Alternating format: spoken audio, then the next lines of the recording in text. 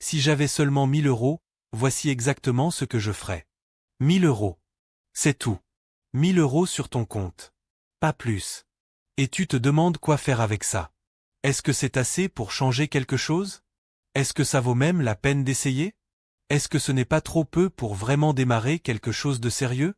Eh bien laisse-moi te dire une chose avant qu'on aille plus loin. Ce que tu vas décider de faire avec ces 1000 euros dans les prochaines semaines va en dire plus long sur ton avenir financier que n'importe quel diplôme, n'importe quel salaire, n'importe quelle opportunité que la vie pourrait t'offrir. Parce que ce n'est pas le montant qui compte. C'est le comportement. C'est la décision. C'est la direction que tu choisis de prendre avec ce que tu as, maintenant, aujourd'hui. Et aujourd'hui, je vais te montrer exactement ce que je ferai avec ces 1000 euros. Pas de théorie. Pas de généralité. Du concret. Du précis. Du actionnable. Étape par étape. Reste avec moi jusqu'à la fin. Parce que la dernière partie est celle que personne ne te dit jamais. Et c'est souvent celle qui change tout. Mais avant d'aller plus loin, une seule chose. Si tu n'es pas encore abonné à cette chaîne, c'est le moment. Parce que ce type de contenu, concret, honnête, sans filtre, c'est ce que tu vas trouver ici régulièrement. Clique sur le bouton. Active la cloche. Et rejoins une communauté de gens qui veulent vraiment construire quelque chose de solide avec ce qu'ils ont. Maintenant, commençons. La première chose que je ferai avec ces 1000 euros, c'est ne rien faire pendant 48 heures. Attends. Ne pars pas. Laisse-moi expliquer. La plus grande erreur que les gens font avec une somme d'argent qu'ils viennent d'avoir, qu'il s'agisse d'un bonus, d'un cadeau, d'une économie accumulée ou d'un remboursement, c'est d'agir trop vite. Sous l'émotion. Sous l'excitation. Ou pire, sous la pression des autres. Investis dans la crypto, ça monte en ce moment. Achète ces actions, mon cousin a doublé sa mise. Lance-toi dans ce business, c'est une opportunité en or. Offre-toi quelque chose, tu le mérites. Ces 48 heures de pause ne sont pas de la procrastination. Elles sont stratégiques. Elles te permettent de sortir de la réaction émotionnelle pour entrer dans la décision rationnelle. Et dans la gestion de l'argent, la décision rationnelle est presque toujours supérieure à la décision émotionnelle. Alors pendant ces 48 heures, tu poses l'argent. Tu ne le touches pas. Tu ne le dépenses pas. Tu ne le investis pas sur un coup de tête. Tu réfléchis. Et tu te poses 3 questions fondamentales. Est-ce que j'ai des dettes à intérêts élevés en ce moment? Est-ce que j'ai un filet de sécurité d'urgence? Et est-ce que j'ai une vision claire de ce que je veux construire à moyen terme? Ces 3 questions vont tout orienter. Voyons chacune en détail. La première question. Est-ce que j'ai des dettes à intérêts élevés? Si la réponse est oui, alors voici ce que je ferai sans hésiter. Je rembourserai d'abord. Je sais que ça fait peut-être mal à entendre. Parce que rembourser une dette, c'est moins sexy que d'investir. Ça ne génère pas d'histoire à raconter. Ça ne donne pas cette excitation de voir un portefeuille d'investissement grandir. Mais voici la mathématique brutale que personne ne peut contester. Si tu as une dette à 15% d'intérêt annuel, chaque euro que tu utilises pour rembourser cette dette te rapporte l'équivalent de 15% garanti. Garantie. Sans risque. Sans volatilité. Sans avoir besoin de timer le marché. Aucun investissement classique ne peut te promettre 15% de rendement garanti. Aucun. Alors rembourser une dette à taux élevés, c'est littéralement le meilleur investissement que tu puisses faire dans cette situation. Donc si tu as un découvert bancaire chronique, une dette de carte de crédit, un prêt à la consommation à taux élevés, la première utilisation de ces 1000 euros, c'est d'écraser cette dette. Partiellement ou totalement selon la situation. Libère-toi de ce poids. Parce qu'une dette à taux élevés, c'est un vampire silencieux qui aspire ton énergie financière chaque mois, chaque semaine, chaque jour. Et tant qu'il est là, tout ce que tu construis par ailleurs est amoindri par ce qu'il te vole. La deuxième question. Est-ce que j'ai un filet de sécurité d'urgence? Et là, si la réponse est non, voici ce que je ferai. Je mettrai une partie de ces 1000 euros en sécurité immédiatement. Qu'est-ce qu'un filet de sécurité d'urgence? C'est de l'argent liquide, accessible immédiatement, qui peut couvrir entre 1 et 3 mois de tes dépenses essentielles en cas de coup dur. Perte d'emploi. Problème de santé. Panne de voiture. Urgence familiale. La vie a une façon très désagréable de présenter des factures imprévues exactement au mauvais moment. Sans ce filet, La moindre urgence te force à t'endetter. Et l'endettement d'urgence, c'est souvent l'endettement le plus cher et le plus destructeur. Avec ce filet, tu peux traverser les turbulences sans dérailler. Tu prends de meilleures décisions parce que tu n'es pas dans la panique. Tu peux même prendre de meilleures opportunités professionnelles parce que tu n'es pas désespéré. Alors si tu n'as pas encore ce filet, je prendrai entre 300 et 500 € de ces 1000 € et je les mettrai sur un livret d'épargne réglementé, un livret A par exemple si tu es en France. Pas pour faire fructifier. Pas pour investir. Juste pour avoir un coussin. Juste pour pouvoir dormir la nuit sans l'anxiété due, et si quelque chose arrive. La sérénité financière a une valeur que les chiffres ne capturent pas entièrement. Et elle commence par ce coussin de sécurité. Bon. Imaginons maintenant que tu n'as pas de dettes urgentes. Que tu as déjà un filet de sécurité en place. Et que tu as ces 1000 € entiers à disposition. Qu'est-ce que je ferai? Voici ma répartition exacte. Et je vais t'expliquer le raisonnement derrière chaque choix. 200 € pour investir en bourse via un PEA ou un compte titre. 200 €. Pas plus. Et je sais ce que tu penses. Qu'est-ce que je peux faire avec 200 € en bourse? Plus que tu ne le crois. Parce que ce n'est pas le montant qui compte à ce stade. C'est l'habitude. C'est la compréhension. C'est d'apprendre à naviguer dans l'univers de l'investissement avec de l'argent réel, avec des émotions réelles, avec des décisions réelles. Ces 200 €, je les mettrai dans un ou deux ETF indiciels, ce qu'on appelle des fonds indiciels. C'est une façon d'investir dans un panier d'actions diversifiées, sans avoir besoin de choisir une seule entreprise et de tout miser dessus. Des ETF qui suivent le S&P 500 ou le MSCI World par exemple. Historiquement, ces indices ont généré des rendements moyens entre 7 et 10% par an sur le long terme. Ce n'est pas un pari. Ce n'est pas de la spéculation. C'est de l'investissement patient et progressif sur les économies mondiales. Et le plus important dans cette étape, ce n'est pas de doubler la mise dans 6 mois. C'est d'apprendre. De voir comment les marchés fonctionnent. De ressentir ce que ça fait quand le portefeuille baisse de 5% et d'apprendre à ne pas paniquer. De construire la discipline de l'investisseur à long terme. Avec 200 €, tu prends le premier wagon d'un train qui, si tu restes dedans assez longtemps, peut t'emmener très, très loin. 300 € pour investir dans mes compétences et mes connaissances. Et là, beaucoup de gens vont hésiter. Investir dans moi-même? Avec de l'argent réel. Oui. Sans hésitation. Parce que c'est l'investissement avec le meilleur retour sur investissement qui existe. Pas d'action. Pas d'immobilier. Pas de crypto. Toi. Voici comment je dépenserai ces 300 €.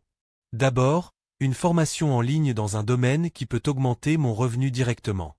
Le marketing digital. La gestion de projet. Le développement web.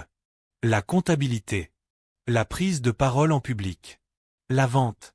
Il existe aujourd'hui des formations de qualité professionnelle pour 50 à 200 € qui t'apportent des compétences monnayables immédiatement sur le marché. Ensuite, 2 ou 3 livres fondamentaux sur la finance personnelle, l'entrepreneuriat ou le développement de compétences. Des livres comme Père riche, Père pauvre de Robert Kiyosaki pour comprendre la pensée des riches. L'homme le plus riche de Babylone de Georges Clason pour les principes fondamentaux de l'argent. The Millionaire Next Door pour comprendre comment les gens vraiment riches pensent et vivent. 10 € par livre. Des connaissances qui valent des milliers. Et peut-être un abonnement à une plateforme d'apprentissage en ligne pour les quelques euros restants. Des dizaines de cours dans tous les domaines, disponibles à tout moment. Pourquoi est-ce que cet investissement est si puissant? Parce qu'une compétence nouvelle peut augmenter ton salaire de 10, 20, 30% par an. En termes absolus, une compétence qui te vaut une augmentation de 200 € par mois vaut 2400 € par an. Chaque année. Ad vitam aeternam. Quel investissement financier peut rivaliser avec ça? 300 € pour créer les bases d'un projet générateur de revenus. C'est ici que les choses deviennent vraiment intéressantes. Et je veux être précis, parce que c'est souvent là que les gens se perdent. Avec 300 €, on ne peut pas lancer une entreprise traditionnelle. On ne peut pas ouvrir un restaurant, un salon, une boutique physique. Mais on peut absolument lancer les bases d'un projet numérique qui peut, à terme, générer des revenus complémentaires significatifs. Voici quelques exemples concrets de ce que je ferai avec ces 300 €. Si ma compétence est dans la communication ou le contenu, je lancerai une chaîne YouTube ou un podcast dans une niche précise. Le matériel de base coûte peu. Un bon micro d'entrée de gamme, quelques accessoires, et tu es opérationnel. L'investissement principal ici est ton temps et ta consistance. Si ma compétence est dans un métier spécifique, je créerai un profil freelance sur des plateformes comme Malt, Upwork ou Fiverr, et j'investirai dans la mise en valeur de ce profil. Un bon portfolio. Des exemples de travaux. Et j'utiliserai les premiers revenus pour monter en gamme. Si je veux vendre des produits, j'utiliserai ces 300 € pour acheter un premier stock limité d'un produit que je connais bien, que je pourrais revendre à profit en ligne ou dans mon réseau local. Le commerce commence souvent par exactement ça. Un premier test. Un premier produit. Quelques premières ventes. Et on apprend de là. Si ma passion est d'enseigner quelque chose que je maîtrise, je créerai un mini-cours numérique sur un sujet précis. Les outils pour ça coûtent quelques dizaines d'euros par mois. Et un cours vendu 50 ou 100 € à 10 personnes, c'est déjà 5 cents à 1000 € générés depuis ton canapé. L'idée derrière ces 300 € n'est pas de devenir riche immédiatement. C'est de planter une graine. De tester une idée. De valider que tu peux créer quelque chose que des gens sont prêts à payer. Et les 200 € restants? Je les garde en liquidité stratégique. En réserve. Disponible. Pour saisir une opportunité imprévue. Pour couvrir un imprévu dans le projet. Pour doubler la mise sur quelque chose qui fonctionne mieux que prévu. En finance comme en vie, avoir de la liquidité, c'est avoir de la flexibilité. Et la flexibilité est une forme de pouvoir. Je veux maintenant m'arrêter sur quelque chose de crucial. Parce que jusqu'ici, j'ai parlé de chiffres, de stratégie, d'allocation. Mais la vraie raison pour laquelle la plupart des gens ne font rien avec leurs 1000 € n'est pas un manque d'information. C'est la peur. Et je veux qu'on parle de ça honnêtement. La peur de perdre. La peur de se tromper. La peur de l'inconnu. La peur du jugement des autres. Et parfois, une peur encore plus profonde et plus difficile à admettre. La peur de réussir. La peur que si tu commences vraiment à construire quelque chose, tu vas devoir changer. Tu vas devoir abandonner certaines habitudes confortables. Tu vas devoir devenir quelqu'un de différent. Et le changement, même positif, fait peur. Mais voici ce que j'ai appris sur la peur. Elle ne disparaît jamais totalement. Les gens qui réussissent n'ont pas moins peur que les autres. Ils agissent malgré la peur. Ils ressentent l'appréhension, et ils avancent quand même. Pas parce qu'ils sont courageux dans le sens héroïque du terme. Mais parce qu'ils ont appris que le regret de ne pas avoir essayé est infiniment plus douloureux que l'échec d'avoir tenté. Est-ce que tu t'identifies à ça? Est-ce que la peur t'a déjà retenu de prendre une décision financière importante? Dis-le-moi en commentaire. Parce que tu n'es pas seul. Et cette conversation mérite d'être eue. Et maintenant, voici la partie que j'avais promise. La partie que personne ne te dit jamais. Celle qui change tout. Les 1000 € ne sont pas le problème. Et ne sont pas non plus la solution. Le vrai sujet, ce n'est pas comment investir 1000 € une fois. Le vrai sujet, c'est de comprendre que chaque décision financière que tu prends aujourd'hui programme ton cerveau pour la prochaine. Et la suivante. Et celle d'après. Quand tu prends 200 € et que tu les investis en bourse pour la première fois, tu ne gagnes pas seulement 200 € investis. Tu gagnes l'identité d'un investisseur. Et cette identité change la façon dont tu regardes chaque euro qui entre et sort de ta vie. Quand tu investis 300 € dans une formation, tu ne gagnes pas seulement une compétence. Tu gagnes l'identité de quelqu'un qui investit en lui-même. Et ça change la façon dont tu te vois dans le miroir. Quand tu utilises 300 € pour lancer un premier projet, même petit, même imparfait, tu ne gagnes pas seulement les premières bases d'un business. Tu gagnes l'identité d'un créateur. D'un entrepreneur. De quelqu'un qui crée de la valeur plutôt que de simplement la consommer. Et ces identités? Elles sont plus précieuses que n'importe quel montant sur un compte bancaire. Parce que ce sont ces identités qui vont guider chaque décision future. Ce sont elles qui vont t'attirer de meilleures opportunités. Ce sont elles qui vont te faire reconnaître les bonnes occasions quand elles se présentent, et qui vont te faire agir dessus au lieu de les laisser passer. La richesse est d'abord une identité. Un état d'esprit. Une façon d'être dans le rapport à l'argent. Et elle commence souvent avec une somme aussi modeste que 1000 € décidée avec intention et clarté. Alors laisse-moi te résumer ce que je ferais exactement si j'avais ces 1000 € aujourd'hui. D'abord, 48 heures de réflexion calme et intentionnelle avant toute action. Ensuite, si j'ai des dettes à taux élevés, je les rembourse en priorité absolue. Si je n'ai pas de filet de sécurité, j'en crée un avec 3 cents à 500 € immédiatement. Et si j'ai les bases en place, je répartis ainsi. 200 € investis en ETF indiciel pour planter la graine de l'investisseur à long terme. 300 € dans une formation ou des livres pour développer une compétence monnayable. 300 € pour lancer les bases d'un projet générateur de revenus. Et 200 € en réserve liquide pour la flexibilité et les opportunités. Ce n'est pas une stratégie pour devenir millionnaire en 6 mois. Ça n'existe pas, et quiconque te promet ça te ment. C'est une stratégie pour développer des habitudes, des identités et des fondations qui, dans 2 ans, 5 ans, 10 ans, vont changer radicalement ce que ta vie ressemble. Et maintenant, je t'invite à faire quelque chose de très simple. Dans les commentaires, dis-moi où tu en es en ce moment. Est-ce que tu as des dettes? Est-ce que tu as un filet de sécurité? Est-ce que tu as déjà commencé à investir? Ou est-ce que tu pars de zéro? Pas de jugement ici. Aucun. Cette chaîne est un espace où on parle d'argent honnêtement, sans tabou, sans honte. Parce que le tabou autour de l'argent coûte des fortunes à des millions de personnes qui n'osent pas poser les bonnes questions. Pose ta question. Partage ta situation. Et si cette narration t'a apporté au moins une idée concrète que tu vas mettre en action, montre-le avec un like. C'est le carburant qui me permet de continuer à créer ce contenu pour toi, gratuitement, régulièrement. Abonne-toi si ce n'est pas fait.